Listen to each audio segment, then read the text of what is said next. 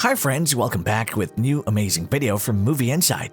Today I'm going to recap a 2014 horror and thriller film titled 13 Sins. Spoilers ahead, watch out and take care.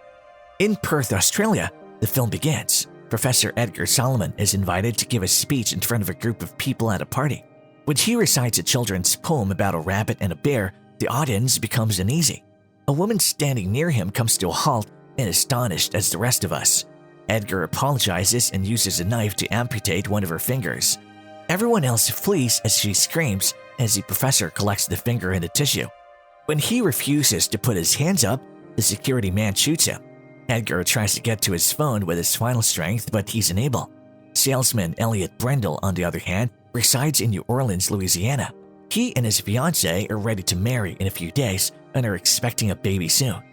Elliot is informed that he has been dismissed at such a crucial time in his life. His supervisor claims that he is too empathetic to work in sales. Elliot then returns home to his younger, mentally handicapped brother Michael. Michael is his most important obligation because he pays $1,200 every month for outpatient care. Michael is in danger of being committed to a mental facility now that he's unemployed. Following the encounter, Elliot seeks assistance from his aggressive and racist father, Samson. He learns, however, that Samson has lost all of his retirement savings and will have to relocate with him. Elliot is driving alone in the automobile late at night when a fly bothers him. He receives a call from someone claiming that he has been chosen for a one-of-a-kind game show with the potential to make him a fortune. Elliot initially suspects the individual of being a con artist. He's ready to hang up when the call's originator reads Elliot's entire family history to him. He appears to be aware of everything significant that has occurred in Elliot's life since he was a toddler, including the events of his mother's death in a car accident. Finally, he mentions a fly that has been troubling him recently. Elliot is at a loss for words. The man states that if he kills the fly, he will receive $1,000 in his bank account. Elliot swats the fly and kills it without thinking about it. A notice appears seconds later informing him that his bank account has been credited with $1,000. He jumps out of the car swiftly to see whether anyone is watching him. Looking around, he sees he's indeed alone. But there's no way to explain the money in his bank account if that's the case. The individual claims that his next task is to swallow the fly for exactly $3,622. Elliot promptly gets into his car and drives back to his house. He checks his computer and sees that the $1,000 remains in his account. He's short in cash and wants to be sure the initiate is legitimate.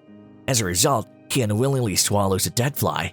He gets a call from the same individual congratulating him on accomplishing the second task. The funds are deposited to his bank account very immediately. Elliot is perplexed by everything and asks if he's being observed even at home. The voice tells him that he can reclaim his privacy if he wants, but that he will be disqualified from the game if he does so. The rules of the game are then explained to him. Elliot will have to conquer 13 trials, each with a higher price. He will lose all of his money, including whatever he has already won. If he fails to finish any of them, interferes with the game, or reveals the game to others. He only has 11 challenges to fulfill now that he has completed 2. He must say, "I will dance with the golden toad" if he wishes to continue the game. Elliot follows the instructions and enters the competition. The next day, he's waiting for the next call in the park with Shelby and her parents. He's told that the final challenge at $5,000 is to make a youngster cry a few minutes later. He makes an excuse and goes on the hunt for the ideal child. When a tiny child runs up to him, he seizes the moment. He makes her cry by telling her that her parents are planning to abandon her. While he collects the financial reward, the child flees to her parents. As the parents hurl insults at him, he swiftly gets into Shelby's car and drives away. The two then proceed to Elliot's father's church to be picked up. He gets a call again, this time with instructions to burn a Christmas tableau made by blind children for the church as the fourth task. Elliot takes the structure outside and burns it when no one is looking. The fire spreads throughout the church and becomes uncontrollable. After calling the fire alarm, he hastily flees with his family. A $10,000 sum is credited to his account shortly after. He gets the second task not long after, which is to follow a homeless person on the side of the road. The parents of the young girl have arrived at the police station to report the incident. The homeless person also arrives at the same time. Someone stole the homeless person's clothes and stuff, according to Detective Chilcott. When the Fallon sketches are completed, they discover that the person who stole the garments, torched the church, and troubled the daughter is the same person. Elliot has progressed to the 6th challenge. He has been requested to go out for coffee with a man from a specific flat. He thinks the challenge is too simple, but he soon discovers a trap. In the bathtub, the person he's carrying out is dead. He sprays a freshener all over the corpse to cover up the scent because he has no other option. He then dresses it and transports it to the nearest diner in a wheelbarrow. Because the dead man's face is disguised behind a hat, the waitress doesn't notice him when she comes to collect his order. Elliot is under strict time constraints to accomplish the task. Thus, the slow waitress irritates him. A group of cops walks into the diner at that precise moment. Elliot steals a cup from the policeman's table when the coffee doesn't arrive until the last second. Although he has accomplished the task, he's currently in police custody. They invite him out to speak with them, but he notices that they're drinking while on duty and confronts them. Finally, while disputing, he manages to flee. The initiator contacts him and expresses his admiration for his abilities. As a result, he jumps him to the 8th challenge right away. Elliot's joy is short-lived, however, when he learns that he has forgotten his library card in the diner. The cops will locate him soon, but if he completes all of the tests, the initiator will let him free regardless of what happens. Completing the challenges is now his only ticket to a free existence. After that, Elliot is picked up by a van and sent to his next mission location. The officers return to the diner and discover the body and begin an investigation. Detective Chilcote notices an odd man conversing with a waitress. The man had inquired about Elliot, according to the waitress. Following the man to the trailer, the detective discovers that he has been examining the game. He's discovered where it all began and what happens to those who participate. However, there is no information regarding the initiator. Meanwhile, Elliot is led to a room where he encounters John, his high school nemesis. His next task, it turns out, is to amputate John's arm. John is volunteering to have his arm cut for money, so he doesn't have to do it aggressively.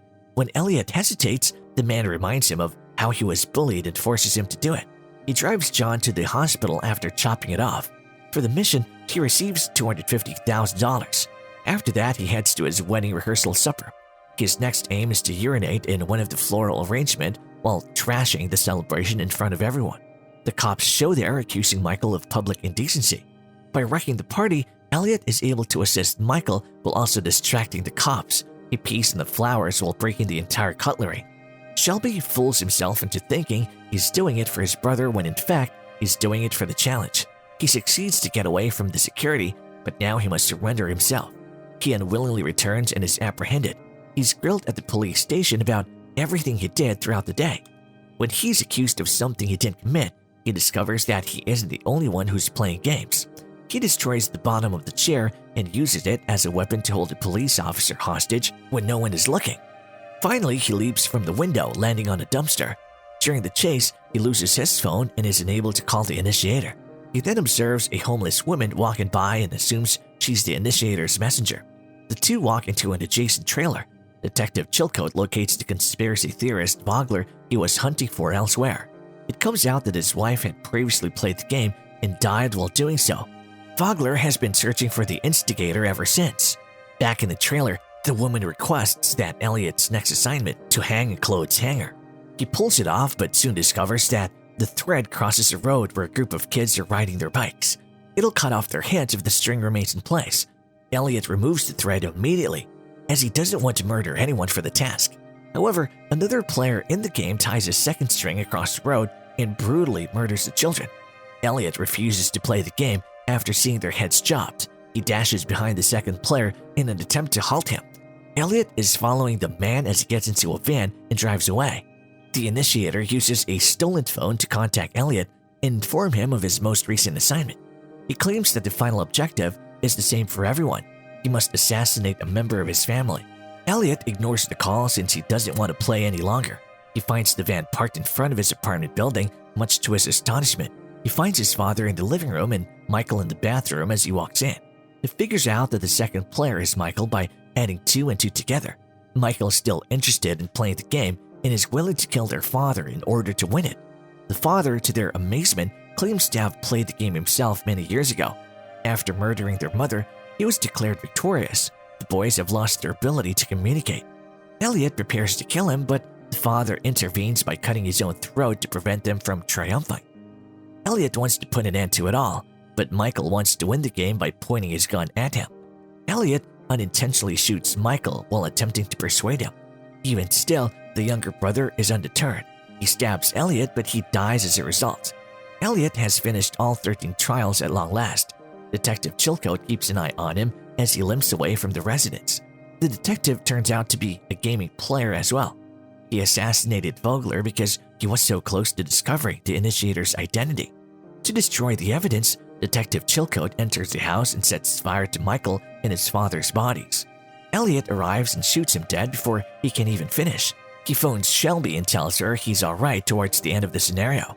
She tells him about a phone call she got earlier in the day, urging her to eat a fly. Shelby declines the offer and Elliot freezes in amazement. We hope you enjoyed our video from today. If you enjoyed this video, please hit the like button and subscribe to our channel to receive notifications of new and interesting videos.